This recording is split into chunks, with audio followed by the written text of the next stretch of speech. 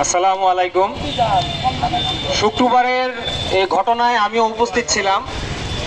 তো আমরা গাছবাংলা মার্কেটে ছিলাম, ওইখান থেকে দেখলাম যে একটু তর্ক বিতর্ক চলছে। এই তর্ক বিতর্কটা কি নিয়ে এটা দেখার জন্য একটু আগিয়ে যাই। আগিয়ে যে ওই একই বিষয় আমরা দেখতে পারি, যেটা রানা বলে গেল। বিষয়টা ওরকমই ছিল যে এখানে প্রস্রাব করা নিয়ে একটা তর্ক বিতর্ক চলে। এই তর্ক বিতর্কের মধ্যে কথিত সাংবাদিক হান্নান সে বারবার দাবি তোলে যে চঞ্চল ভাই হচ্ছিল প্রেস ক্লাবের দেয়ালে প্রস্রাব করছে, আর চঞ্চল ভাই সেটাকে বারবার প্রতিহত করে বলতেছিল যে আমি প্রস্রাব করি নাই, এটা বিগত সময়ে বিএনপির পার্টি অফিস ছিল এবং বর্তমানে এটা প্রেস ক্লাব, এইখানে আমি কেন প্রস্রাব করব। সেগুলো বলার পরেও হান্নান সাহেব এটাকে অস্বীকার করে বারবার তাকে উত্তেজিত করে যে আপনি এখানে প্রস্রাব করেছেন। তো এই উত্তেজনার মধ্যে তাদের মধ্যে বাকবিতণ্ডা চলে।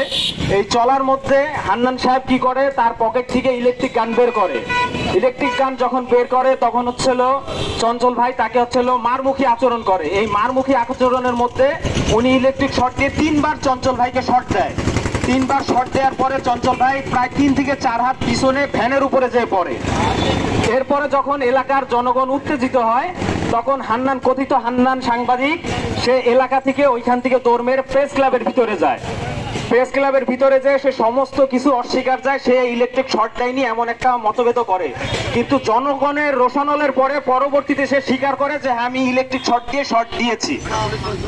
এটা পুলিশ প্রশাসন পরে জব্দ করে। ইলেকট্রিক গানটা পুলিশ প্রশাসনের কাছে জব্দ অবস্থায় আছে। আর এই ঘটনার সুষ্ঠু তদন্ত না হয়ে সাংবাদিকরা উল্টো এইখানে মাদক মিথ্যা অপপ্রচার চালায়, যার সুষ্ঠু তদন্তের মাধ্যমে আমরা সুষ্ঠু বিচার চাই।